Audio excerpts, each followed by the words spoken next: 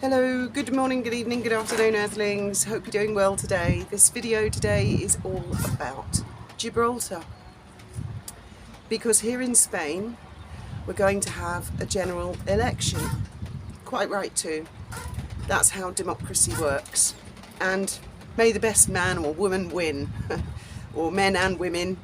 They have, I think, 350 seats in their parliament. So that's a lot.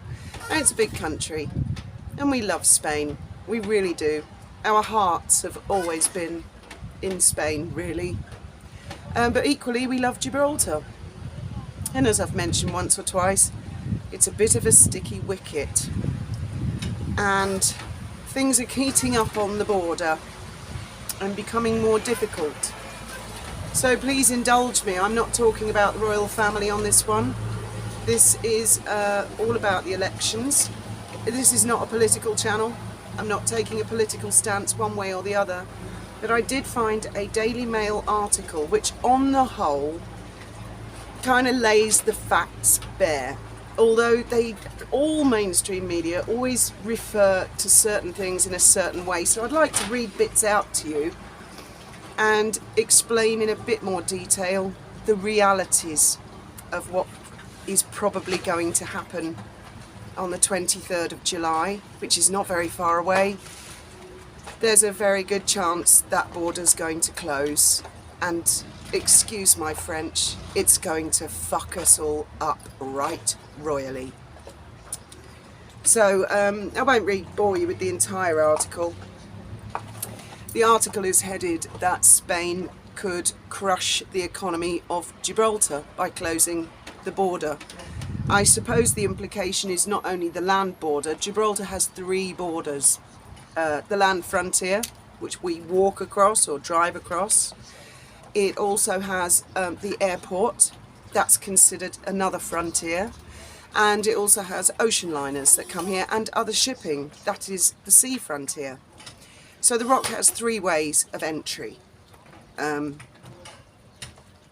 the suggestion is that if a certain political parties, and to my shame I'm not really familiar with all of them, I can speak Spanish but to a modicum, you know, and when it comes to politics, firstly I feel that we are guests in Spain, I always have, and sort of I try and stay out of it. And secondly, my Spanish is simply not sophisticated enough. Because in Spanish, you know, the word malo, which means bad, it can be used in so many different connotations and contexts, and it has subtleties, and that's the case with a lot of words in Spanish. So I find it very hard to understand when they use certain words, in what exact context or how much emphasis they're putting on it. So the article says, in theory, Gibraltar, home to more than 34,000 people. I'm not sure people are allowed to put their sails up in a marina. Anyway,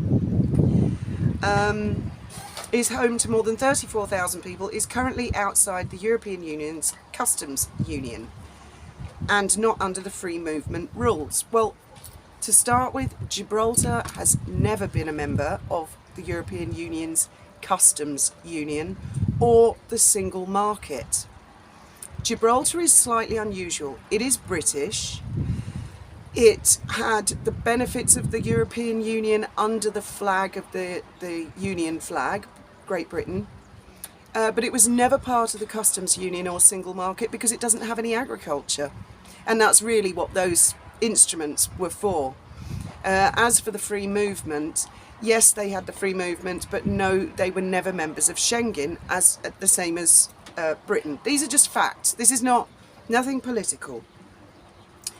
However, Madrid has granted a temporary exemption for workers and tourists to avoid disruption on the narrow peninsula that juts off Spain's southern coast, leaving overseas territory in a state of limbo since Brexit. So what happened was, when we all jointly left the European Union, technically Spain could have closed the border, but they didn't. The Gibraltar government and the Spanish government negotiated that they would keep the border open as a courtesy.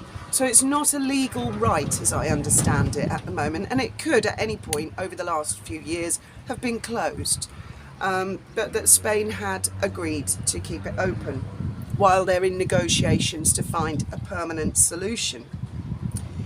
Now this paragraph irritates me somewhat because although technically I am Spanish because I'm resident, that's how they class me and my family legally, we're Spanish, but we're not, we're British. But the article says, Gibraltar is dependent on 15,000 Spanish workers who cross the border every day, providing vital services such as healthcare before returning to their homes in Andalusia, mainland Spain's most southern community. Now, yes and no.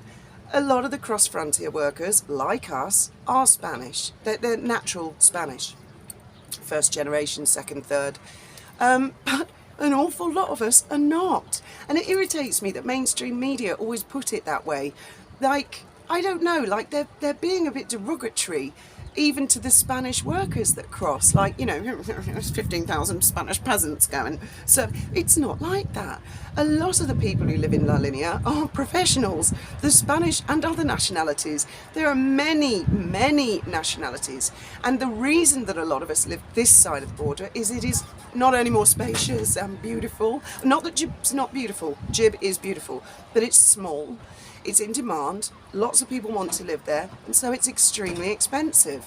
I mean, our wages just wouldn't cover it. For a bedsit, you're probably looking at about £150,000, maybe £200,000. I mean, for a rabbit hutch, you want something decent, you're going into the millions. You know, it's ridiculous. There's that type of people who live in Gibraltar, but there's also second, third, fourth gen Gibraltarians who own their own property, they have government schemes, but they have to be Gibraltarian, do you see what I mean? Which also we're not. So it's a very complicated situation. So for a lot of us, we find it much easier to either buy or rent property here in La Linea, which is a wonderful, I can't say enough for this town. It's a city actually. I love this place so much and all the people in it. And as an equivalent, I mean, our house on the beach, you could probably pick up a house like that now for about 350,000 euros, which wouldn't really buy you more than a one-bedroom flat in Gibraltar, a very, very tiny one. Just have a look on the internet and you'll see very quickly the difference. It's an enormous difference. Apart from that, Gib being very small, it's nice to get out and have some breathing space. You know, a lot of Gibraltarians love to come to La Linea in Spain for the weekend and go to the beach and just breathe a bit, that's all. So we're not all 15,000 Spanish workers. And I'm not sure, actually, that it's 15,000. They've been quoting that figure, and they've been quoting the population of Gibraltar as 30,000 for about 30 years now. I mean, it's got to have varied a little bit.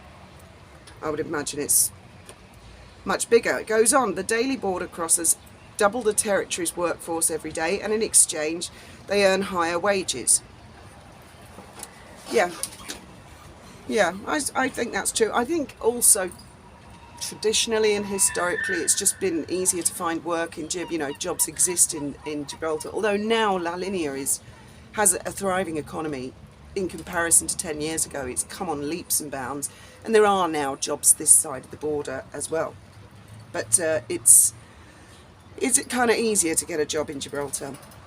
But the current temporary agreement could be rescinded by Spain at any time, and so the ongoing negotiations are working towards seeing a common travel area between Gibraltar and the EU's Schengen zone, which would remove most border controls. So pretty much the border would disappear.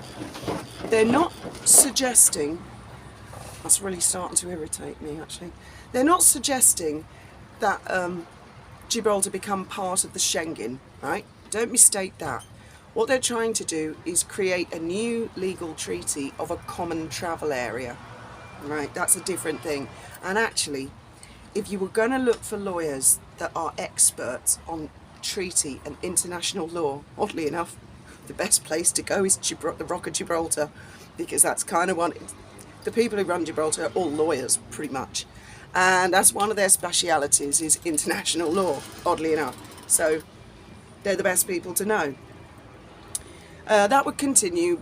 The border would stay open then. However, British diplomats have accused the Spanish government of making unacceptable demands that would threaten the sovereignty of Gibraltar. Now, I'll go on because they go on about the RAF base. I don't think the Daily Mail are aware the tunnel has opened now, so we go around and underneath the runway. I think the fact that an election is coming up, polls in Spain suggest that it is likely the country will see a return of a more conservative government that is against making a compromise with Britain. The sovereignty of Gibraltar is a major source of tension between the UK and Spain. Both in 1967 and 2002, the people of Gibraltar rejected proposals for Spanish sovereignty. The proposals, I think, were actually shared sovereignty, not like handing it over to Spain, but for shared. But you know, the way they see it, it's thin end of the wedge, and I understand that. And in 2016, they overwhelmingly voted 96% to stay in the European Union. Now, the reason that they did, and I can cut this bit a little bit short, it says the same thing. I'll put a link in the description to this article. It says exactly the same thing in this article that I'm going to explain to you about. I mean, it all started in 1704, this argument, right? So this is not a Brexit thing, exactly. However,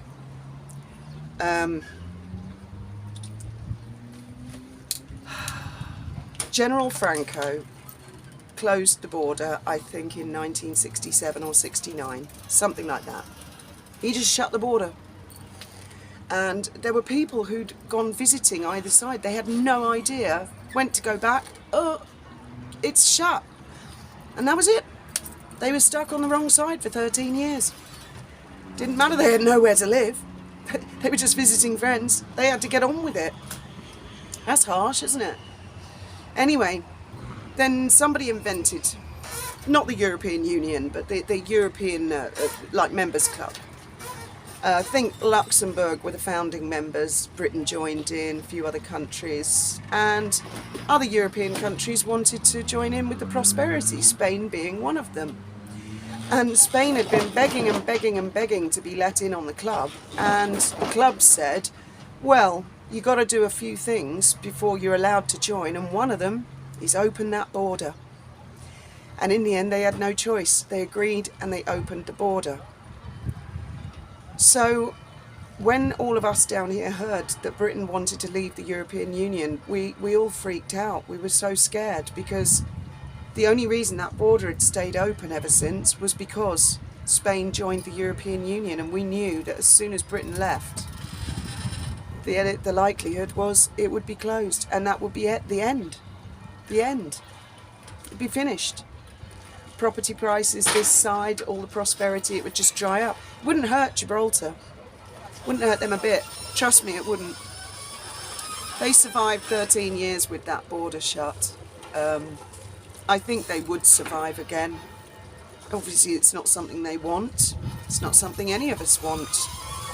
There was actually one of the politicians who was quoted as saying something, and I will try and find that paragraph. Here we go. While the inhabitants describe themselves as proudly British, the peninsula has been the subject of an ongoing dispute since 1713. So, you know, that's how far back this argument goes.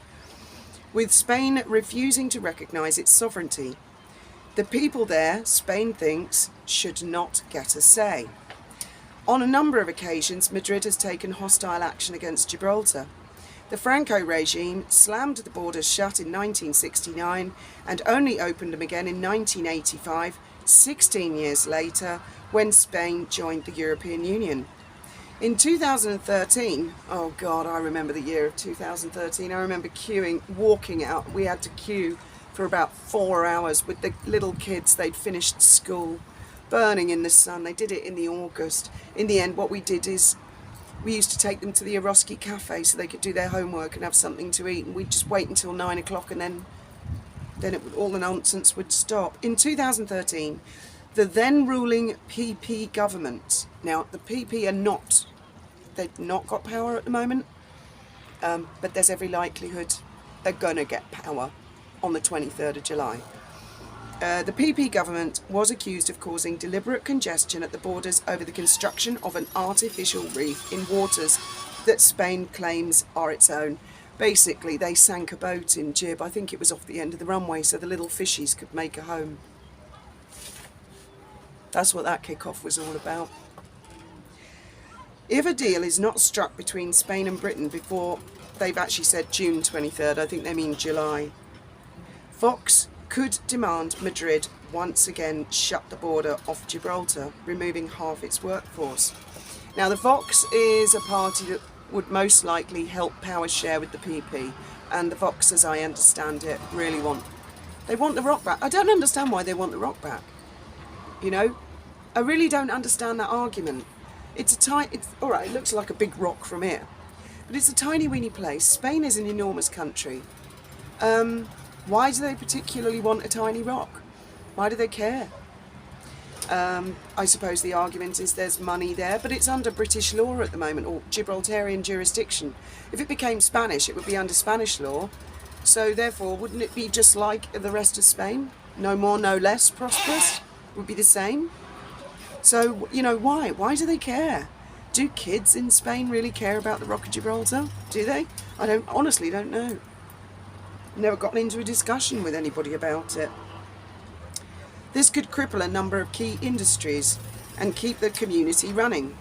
The scenario in which Britain and Spain do not come to an agreement has been called a no-deal situation, reminiscent of the days leading up to Brexit. Gibraltar has been preparing for such a scenario by asking businesses to change their shift patterns to avoid peak border crossing times. Authorities have also suggested people could work from home as they did with COVID.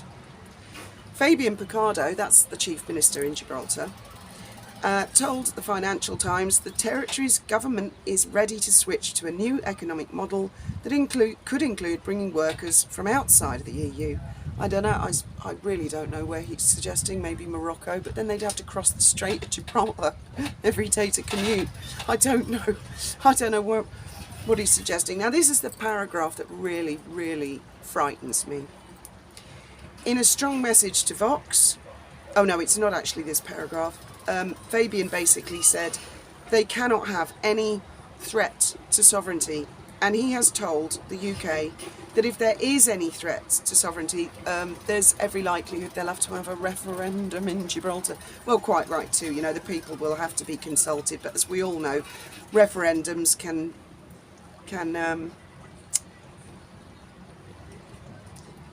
referendums cause a lot of trouble. This is the paragraph that horrified me. Speaking in 2021, Macarena Olona, the then General Secretary of the Vox parliamentary group, made the dramatic threat. "I come to say this loud and clear. Gibraltar is Spanish," she said at the time. "We must close the gate to eliminate any possibility of access to Gibraltar, whether by land, sea or air, because we are facing a real pirate cave with the greatest pirate in front, Mr. Picardo, Mayor of Gibraltar, and those who pay the consequences are the citizens of the Campo de Gibraltar," and that would be us. So she's clearly said, we're going to be punished. They're actively taking people's vehicles on the border. I've got to get Graham to the hospital on Wednesday in the hot sun, maybe on foot, because maybe they'll take the car. They can take vehicles on the border under European Union directives. How was the irony for that? And that coming from me, a Ramona. I don't care. Remain, leave, left, right, Madrid, London, I don't care. These people are hurting us and they don't care. She's actually said that in 2021.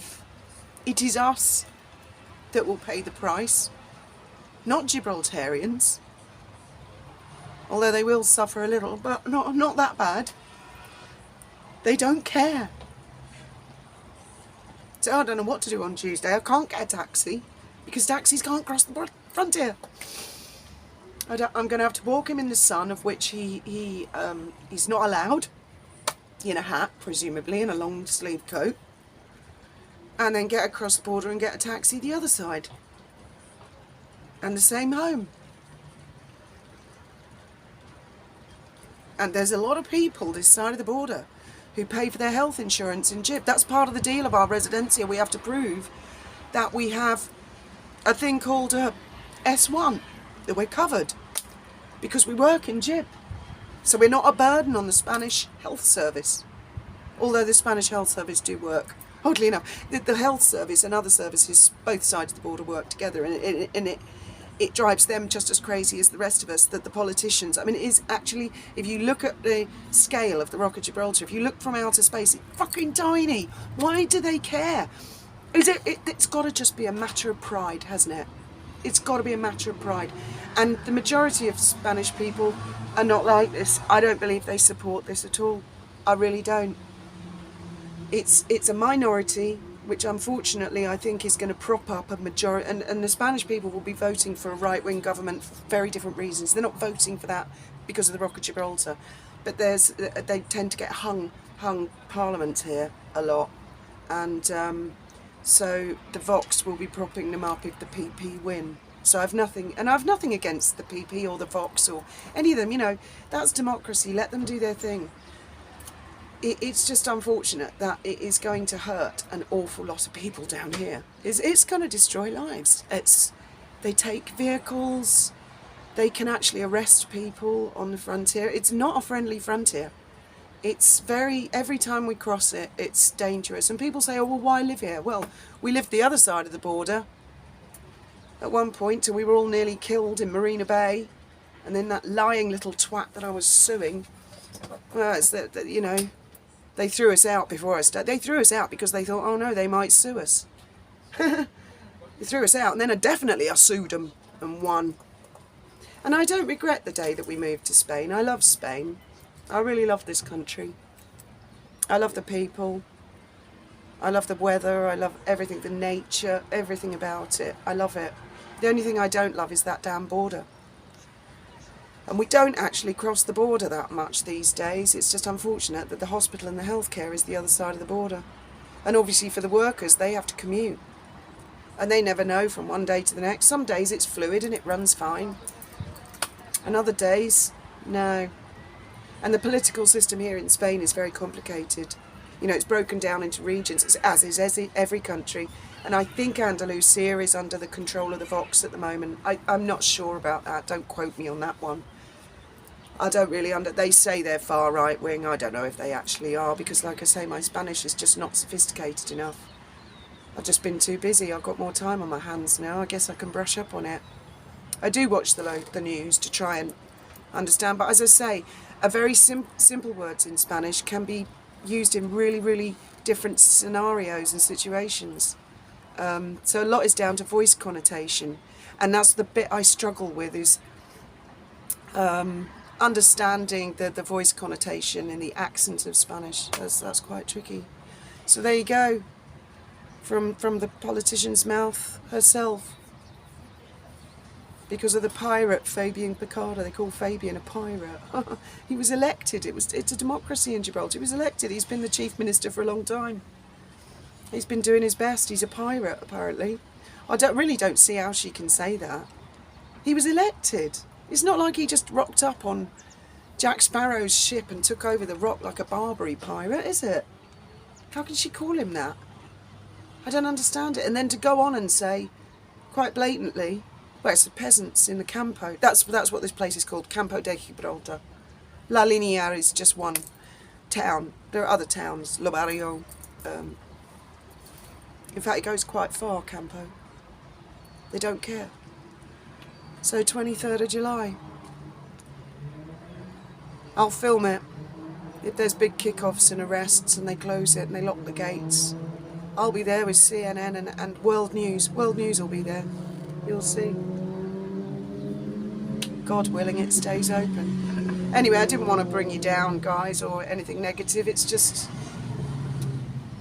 because things are heating up here, literally. not just the weather. Good God. Thank you very much for listening and indulging me.